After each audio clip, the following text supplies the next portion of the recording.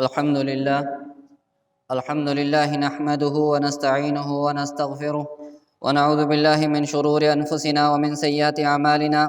من يهده الله فلا مضل له ومن يضلله فلا هادي له، ونشهد أن لا إله إلا الله وحده لا شريك له، وأشهد أن محمدا عبده ورسوله. أما بعد، فإن خير الحديث كتاب الله، وخير الهدي هدي محمد صلى الله عليه وسلم، وشر الأمور محدثاتها، وكل محدثة بدعة، وكل بدعة ضلالة، وكل ضلالة في النار. أعوذ بالله من الشيطان الرجيم. بسم الله الرحمن الرحيم. يا أيها الناس اتقوا ربكم الذي خلقكم من نفس واحدة وخلق منها زوجها وبث منهما رجالا كثيرا ونساء، واتقوا الله الذي تساءلون به والأرحام، إن الله كان عليكم رقيبا. يا أيها الذين آمنوا اتقوا الله حق تقاته ولا تموتن إلا وأنتم مسلمون. يا أيها الذين آمنوا اتقوا الله وقولوا قولا سديدا يصلح لكم أعمالكم ويغفر لكم ذنوبكم، ومن يطع الله ورسوله فقد فاز فوزا عظيما. صد قابل احترام حاضرین جمعہ، نوجوان ساتھیوں، بزرگوں، پیارے بچوں اور تقریر سن رہی پردہ نشین مقدس ماں اور بہنوں، اللہ رب العزت کا بے انتہا کرم، فضل اور احسان ہے کہ آج کے اس بابرکت دن میں، بابرکت مجلس میں ہم جمع ہوئے. رب کریم سے دعا کرتے ہیں کہ رب کریم ہمیں کہنے سننے سے زیادہ عمل کرنے کی توفیق بخشیں. معزز سامعین، آج کا موضوع ہے مشرک شرک کیوں کرتے ہیں. ہم اس بات کو بہت اچھے سے جانتے ہیں کہ قرآن کے اندر، حدیث کے اندر، کتاب و سنت کے اندر شرک کو کھول کھول کر کے بیان کر دیا گیا ہے. کوئی بھی ایسا شرک کا چور دروازہ نہیں ہے جس کے بارے میں کتاب و سنت کے اندر اس کی توضیح نہ کر دی گئی ہو، اس کو بیان نہ کر دیا گیا ہو، اس کا رد نہ کر دیا گیا ہو. اس کے باوجود بھی مسلمان شرک کرتے ہیں، اور مسلمانوں کے بیچ میں شرک ہے اور اسے حق سمجھ کر کرتے ہیں. تو کیا اس کا مطلب یہ سمجھا جائے کہ جو لوگ شرک کرتے ہیں وہ لوگ قرآن و حدیث کو نہیں مانتے ہیں؟ کیا کبھی انہوں نے ایسا کہا کہ ہم اس قرآن و حدیث کو نہیں مانتے ہیں؟ اب معاملہ ایسا ہے کہ ایک مشرک قرآن و حدیث کو بھی مانتا ہے، دل سے اس کا عقیدہ ہوتا ہے کہ ہمارا اس پر ایمان ہے، وہ دعویٰ کرتا ہے اس پر، لیکن اس کے باوجود بھی شرک کرتا ہے. تو اس بات سے یہ بات نکل کر کے سامنے آتی ہے کہ وہ مانتا تو ہے لیکن سمجھتا نہیں ہے. اس کے پاس کچھ ڈاؤٹس ہیں، کچھ غلط فہمیاں ہیں، کچھ مس انڈرسٹینڈنگ ہے جسے وہ سمجھ نہیں پا رہا ہے کہ اس آیت کا مطلب کیا ہے، ان احادیث کا مطلب کیا ہے.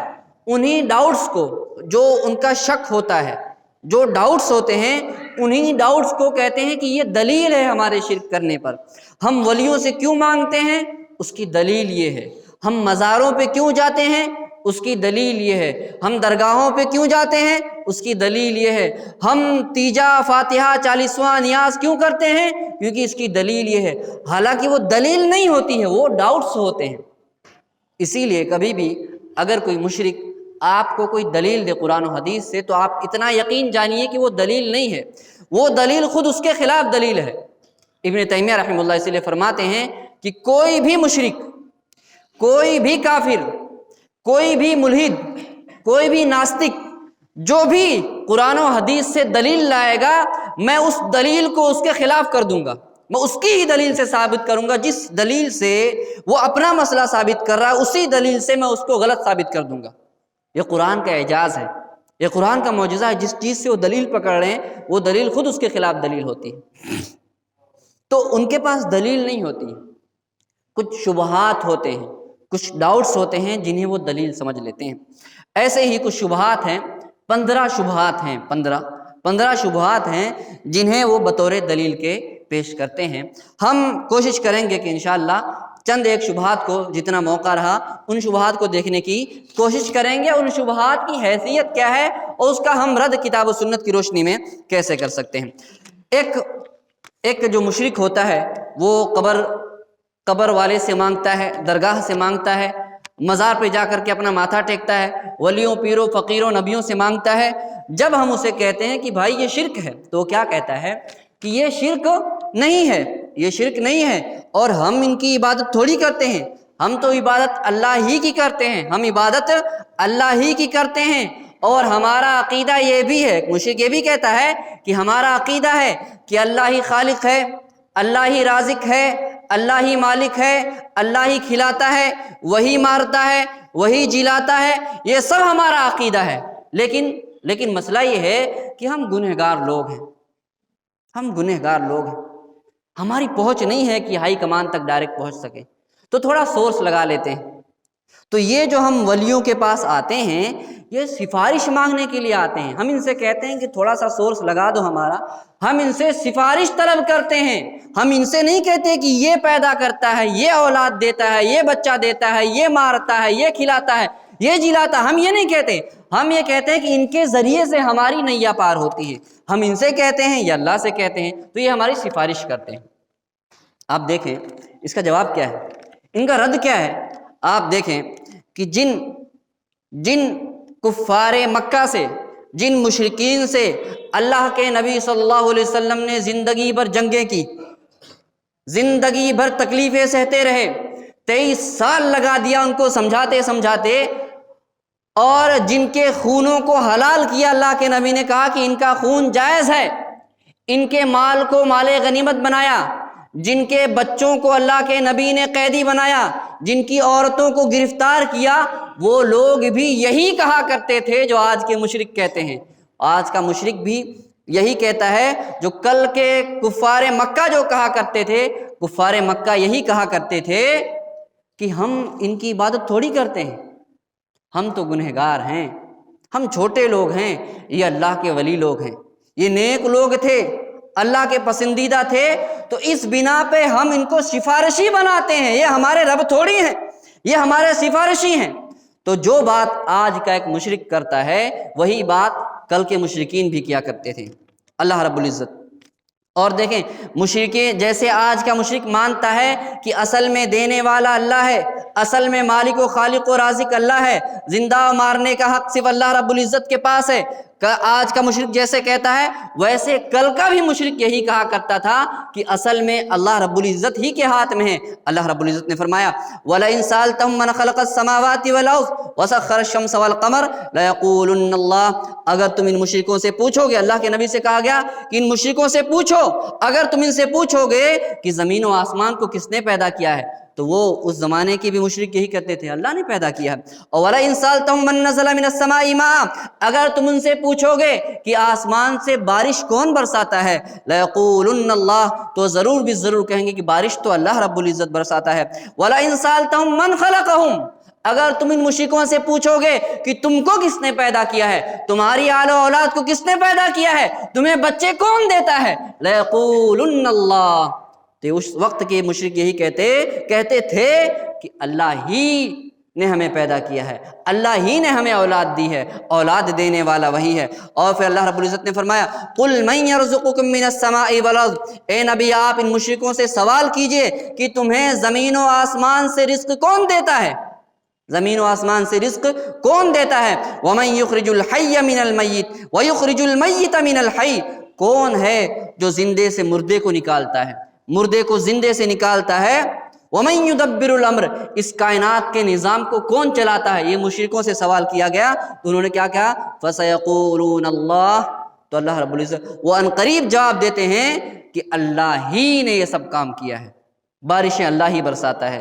زندہ کا اللہ ہی کرتا ہے، مارتا اللہ ہی ہے، کھلاتا پلاتا وہی اللہ ہی کی ذات ہے۔ فَقُلْ أَفَلَا تَتَّقُونَ، تو اے نبی آپ کہہ دیجئے پھر تمہیں اس سے ڈر نہیں لگتا، اس کی خلاف ورزی کرتے ہوئے۔ قل لمن الارض ومن فیہا سیقولون للہ، آپ ان سے پوچھئے کہ زمین کس کی ہے، زمین پر بادشاہی کس کی ہے، تو ان قریب وہ کہیں گے کہ اللہ ہی کی بادشاہی ہے۔ پھر ان سے پوچھئے قل من بیدہ ملکوت کل شیء وہو یجار ولا یجار علیہ، آپ کہہ دیجئے کہ کائنات کی بادشاہی کس کے ہاتھ میں ہے، کون ہے جو پناہ دیتا ہے اور جس کے خلاف کوئی پناہ نہیں دے سکتا؟ تو مشرکین مکہ کہا کرتے تھے للہ، اللہ ہی کی ذات ہے جو پناہ دیتی ہے اور اس کے خلاف کوئی پناہ نہیں دے سکتا۔ اس وقت کے مشرک اس بات کو مانتے تھے کہ پناہ اللہ ہی کی ذات دیتی ہے، اور آج کا مشرک یہ کہتا ہے کہ جسے پکڑ لے خدا اسے چھڑا لے محمد، اور جسے پکڑ لے محمد اسے کوئی چھڑا نہ سکے۔ آج کا مشرک یہ کہتا ہے، اور یہ کہا کرتا تھا کہ ولا یجیرو وہو یجیرو ولا یجار علیہ، کہ جسے اللہ پناہ دے دے اسے کوئی مار نہیں سکتا، اور جسے اللہ مارنا چاہے اسے کوئی چھڑا نہیں سکتا ہے۔ کل کا مشرک اللہ پہ زیادہ بھروسہ کرتا تھا، اللہ پہ زیادہ وشواس رکھتا تھا۔ تو یہ آج کے مشرکوں کا یہ کہنا کہ ہم مانتے ہیں اللہ خالق ہے، مالک ہے، پالتا ہے، کھلاتا ہے، پلاتا ہے، لیکن ہم سفارشی بناتے ہیں۔ تو کل کے مشرک کا بھی، پہلے زمانے کے مشرک کا بھی، ان مشرکوں کا جن سے اللہ کے نبی نے جنگ کیا، ان کا بھی یہی عقیدہ تھا کہ ہاں اللہ ہی خالق ہے، اللہ ہی مالک ہے، روزی روٹی وہی دیتا ہے، لیکن ہم انہیں سفارش بناتے ہیں، ہم انہیں سفارشی بناتے ہیں۔ تو سفارشی، آج کا مشرک کہتا ہے کہ یہ ہمارے لیے کیا ہے؟ سفارشی ہیں۔ کل کے مشرک بھی یہی کہا کرتے تھے کہ یہ ہمارے لیے سفارشی ہیں۔ وَيَعْبُدُونَ مِن دُونِ اللَّهِ مَا لَا يَضُرُّهُمْ وَلَا يَنْفَعُهُمْ، اللہ رب العزت نے فرمایا کہ یہ مشرکین مکہ اللہ کو چھوڑ کے جن لوگوں کی عبادت کرتے ہیں جو نہ انہیں نقصان پہنچا سکتے ہیں، جو نہ انہیں نفع پہنچا سکتے ہیں، کیا کہہ کر کہ یہ سب کام کرتے ہیں؟ وَيَقُولُونَ هَؤُلَاءِ شُفَعَاؤُنَا عِندَ اللَّهِ، اور کہتے ہیں کہ ہم ان بتوں کی عبادت نہیں کرتے ہیں، یہ تو ہمارے سفارشی ہیں۔ یہ کون کہتا ہے؟ مشرکین مکہ کہا کرتے تھے کہ یہ ہمارے سفارشی ہیں۔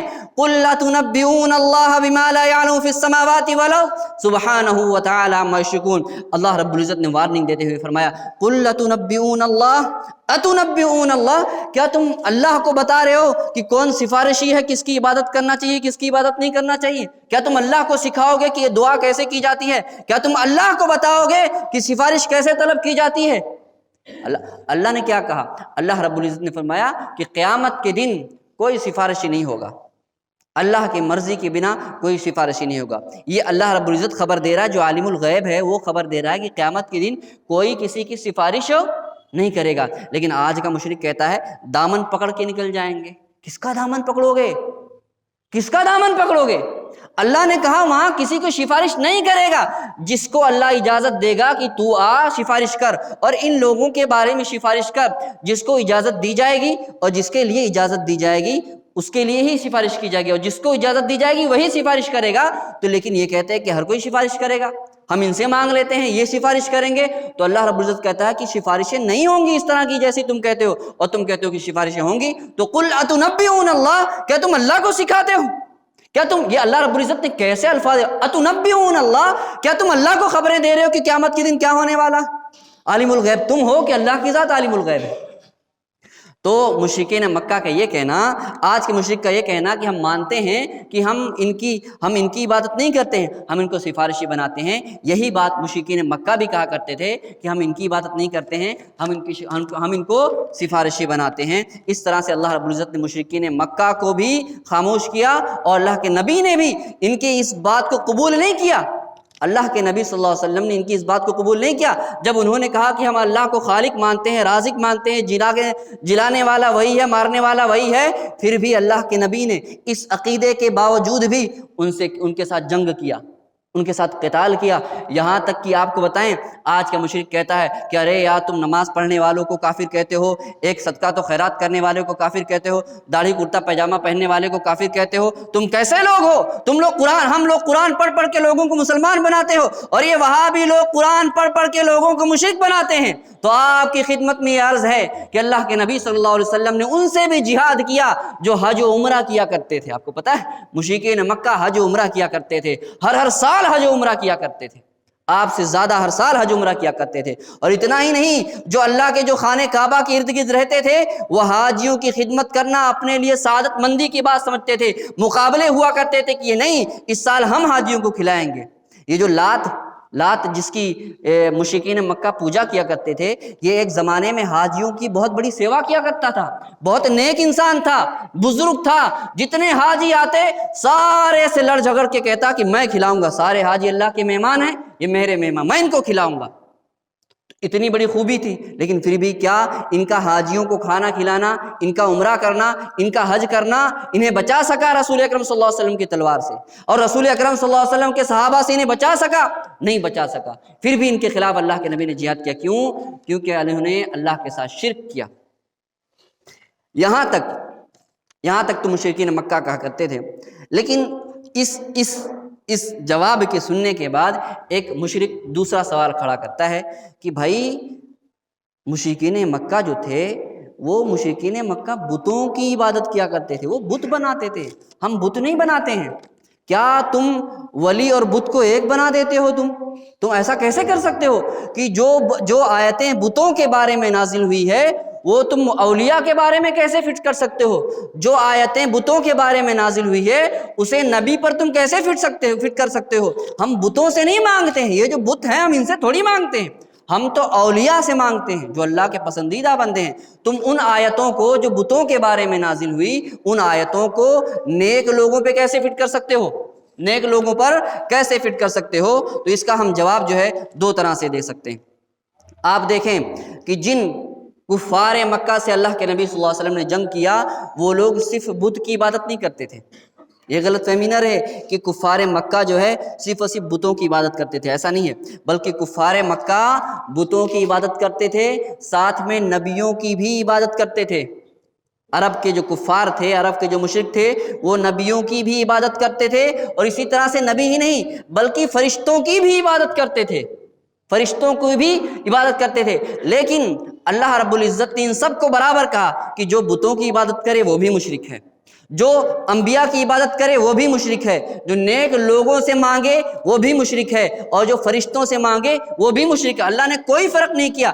فرق کیسے کیا جائے گا؟ چھوڑا کس کو جا رہا ہے؟ اللہ کو چھوڑا جا رہا ہے نا، باقی تم کسی کے پاس بھی چلے جاؤ سب کے سب مشرک ہیں۔ شرک کس کے ساتھ کیا جا رہا ہے؟ اللہ کے ساتھ کیا جا رہا ہے۔ اسی لیے اللہ رب العزت نے کہا کہ یہ سب ایک ہیں، چاہے وہ درخت کا پوجنے والا ہو، چاہے پتھر کے پوجنے والا ہو، چاہے مورتی کے پوجنے والا ہو، چاہے بتوں کے پوجنے والا ہو، چاہے درگاہوں مزاروں پہ جانے والا ہو، چاہے نیک اولیاء زندہ انسان سے مانگنے والا ہو، اگر وہ ایسی چیز مانگتا ہے جو اس کے طاقت میں نہیں، یہ سب کے سب مشرک ہیں، فرق نہیں کیا جائے گا۔ اللہ رب العزت نے ان کے بیچ میں فرق نہیں کیا۔ دیکھیں جن لوگوں نے نجران کے عیسائی کس کی پوجا کیا کرتے تھے؟ نجران کے جو عیسائی تھے، اللہ کے نبی کے آنے سے پہلے تک عیسائی جو تھے ان پر عیسائیت پر ایمان لانا واجب تھا، لیکن اس کے باوجود بھی وہ ایمان لاتے تھے۔ عیسیٰ علیہ السلام، اللہ کے نبی سے پہلے جو عیسائی تھے وہ عیسیٰ پر ایمان لاتے تھے، لیکن اس کے باوجود بھی اللہ نے کہا کہ یہ کافر ہیں۔ کیوں؟ کیونکہ وہ عیسیٰ سے مانگتے تھے، عیسیٰ کو وسیلہ بناتے تھے، بلکہ یہ کہتے تھے کہ عیسیٰ نے ہماری گناہوں کی قربانی دے دی، عیسیٰ صلیب پہ چڑھ کر کے ہم کو انہوں نے معاف کروا لیا۔ تو وہ نبیوں کی عبادت کیا کرتے تھے۔ کون؟ جن لوگوں نے نبیوں سے مانگا، نبیوں کو سفارشی بنایا۔ تم ولیوں کی سفارشی بنا کے کہتے ہو کہ یہ شرک نہیں ہے۔ اللہ رب العزت نے ان لوگوں کو مشرک کہا جنہوں نے نبیوں کو سفارشی بنایا۔ عیسائیوں نے عیسیٰ علیہ السلام کو سفارشی بنایا، یہودیوں نے عزیر علیہ السلام کو سفارشی بنایا، اور اللہ نے کہا کہ یہ سب مشرک ہیں۔ وہ لوگ کیا کہتے تھے؟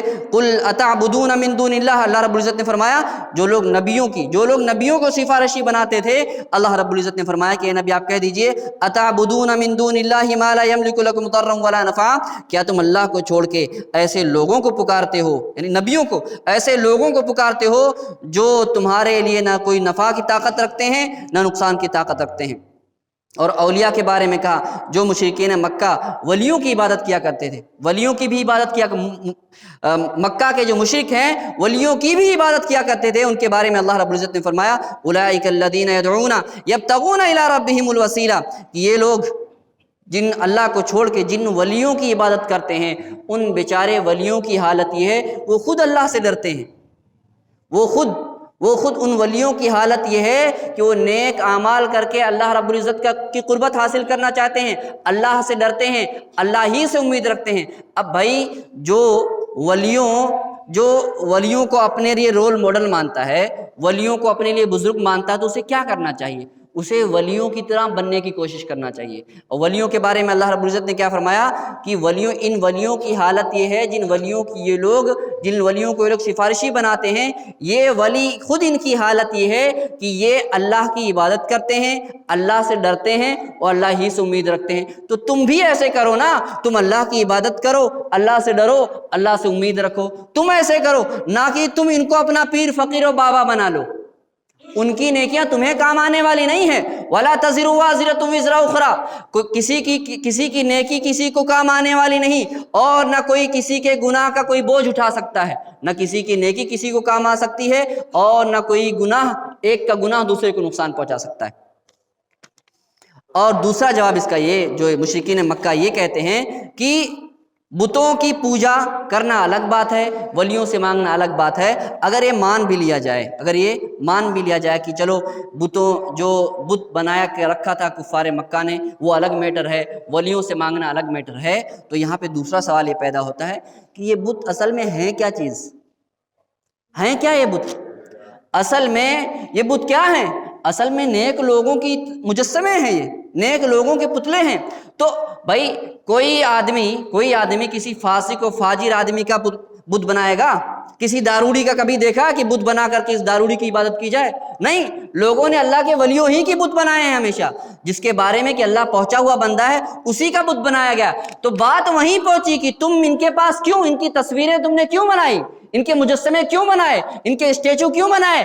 اسی لیے اسٹیچو بنایا گیا کہ کیونکہ تمہارا گمان ہے کہ اللہ کے ولی ہیں، اللہ کے پہنچے ہوئے بندے ہیں۔ بات وہیں پہنچی۔ اور مشرکین مکہ نے لات جو مکہ کے اندر بت تھا، وہ بت کیا تھا؟ وہ نیک آدمی تھا، حاجیوں کو گھول گھول کر کے ستو پلایا کرتا تھا۔ اس زمانے میں جو حاجی آیا کرتے تھے ان کی خدمت کیا کرتا ہے، بڑا نیک انسان تھا۔ جب وہ مر گیا تو لوگوں نے کہا کہ یار یہ تو بڑا پہنچا ہوا بندہ تھا، تو اس کا مجسمہ بنا لیا اور اس کی عبادت کرنے لگے۔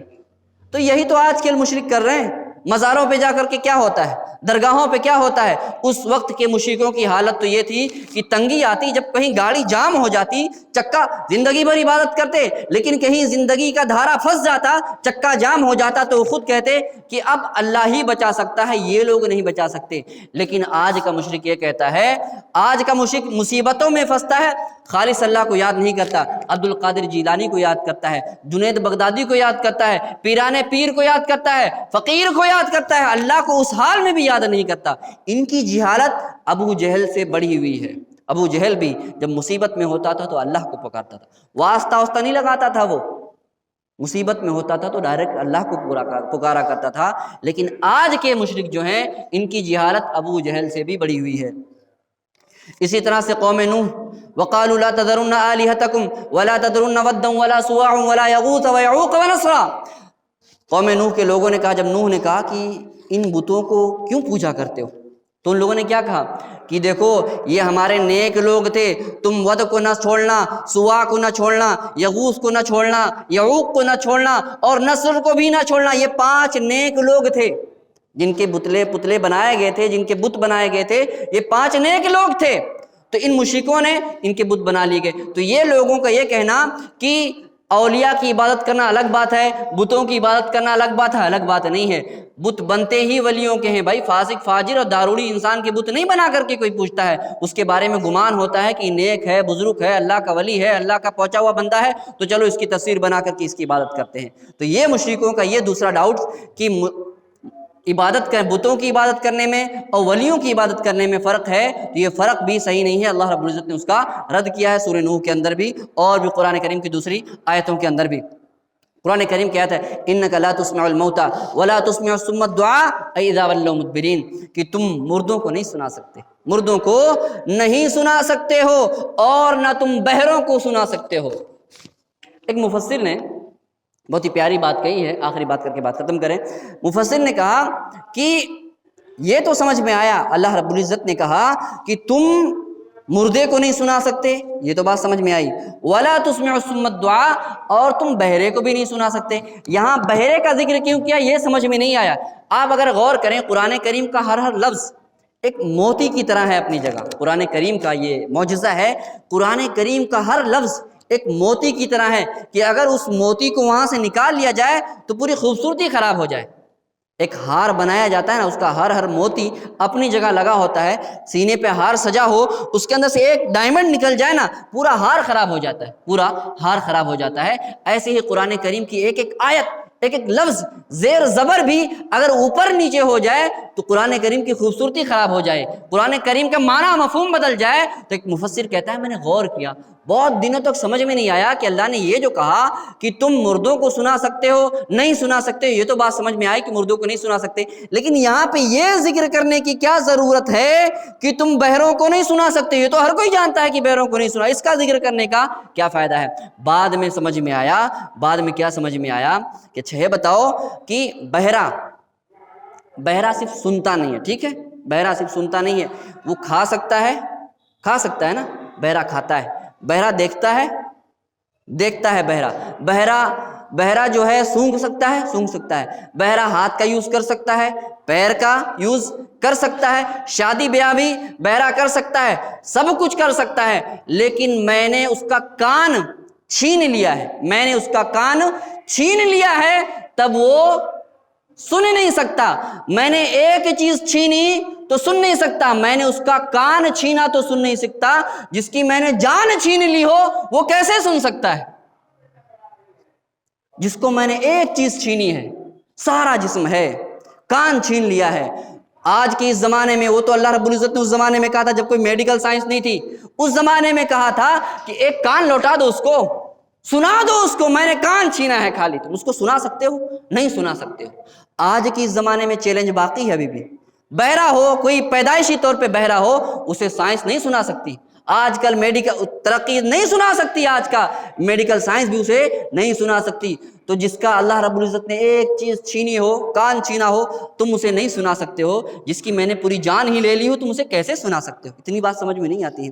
اللہ ایک قرآن کریم کے نکتے ہیں، اتنی گہرائیاں ہیں قرآن کریم کے اندر، بندہ پڑھے سچا دل لے کے، تعصب کی نگاہوں سے نہیں، مسرک پرستی کی نگاہوں سے نہیں، پیر و فقیروں کی محبت لے کر کے ذہن میں نہیں، خالص دل لے کر کے پڑھے، خالص اپنے دلوں کو، اپنے دماغوں کو صاف لے کر کے پڑھے، اور یہ نیت لے کر کے پڑھے کہ رب کریم میں ہدایت چاہتا ہوں، مجھے پتہ نہیں، سمجھ نہیں آتا حق کیا ہے، سچ کیا ہے، بس تو مجھے ہدایت دے دے، حق کی نگاہ سے، ہدایت کی نیت سے، اچھی نیت سے، حق کی تلاش کی نیت سے کوئی بات پڑھے گا تو اللہ رب العزت اسے ضرور قرآن کریم اس کے لیے ہدایت کا ذریعہ بنے گا۔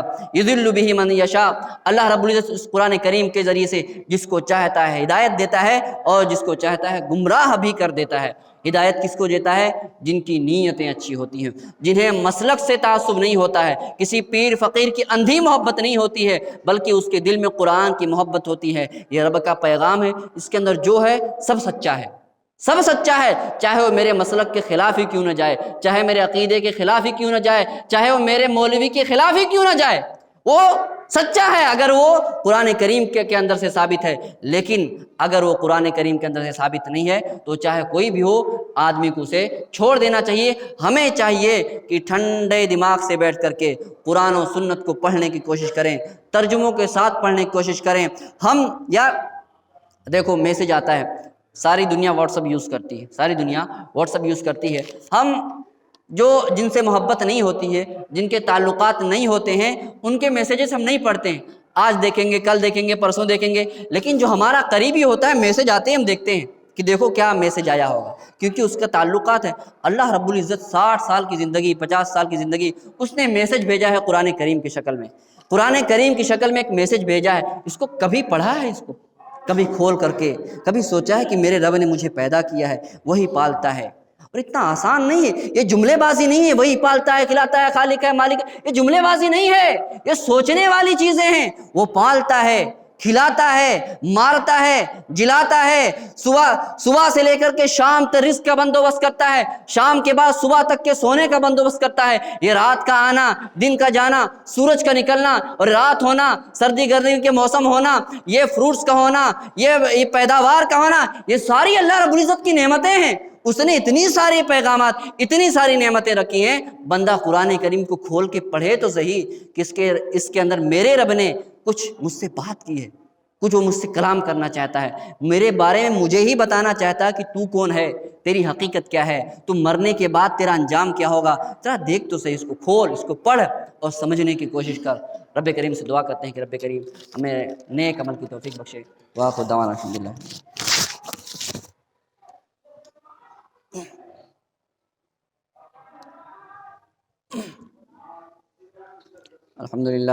الحمد لله نحمده ونستعينه ونستغفره ونعوذ بالله من شرور أنفسنا ومن سيئات أعمالنا، من يهده الله فلا مضل له ومن يضلله فلا هادي له، ونشهد أن لا إله إلا الله وحده لا شريك له، وأشهد أن محمدا عبده ورسوله. أما بعد، إن الله وملائكته يصلون على النبي يا أيها الذين آمنوا صلوا عليه وسلموا تسليما. اللهم صل على محمد وعلى آل محمد كما صليت على إبراهيم وعلى آل إبراهيم إنك حميد مجيد. اللهم بارك على محمد وعلى آل محمد كما باركت على إبراهيم وعلى آل إبراهيم إنك حميد مجيد. أقيموا الصلاة.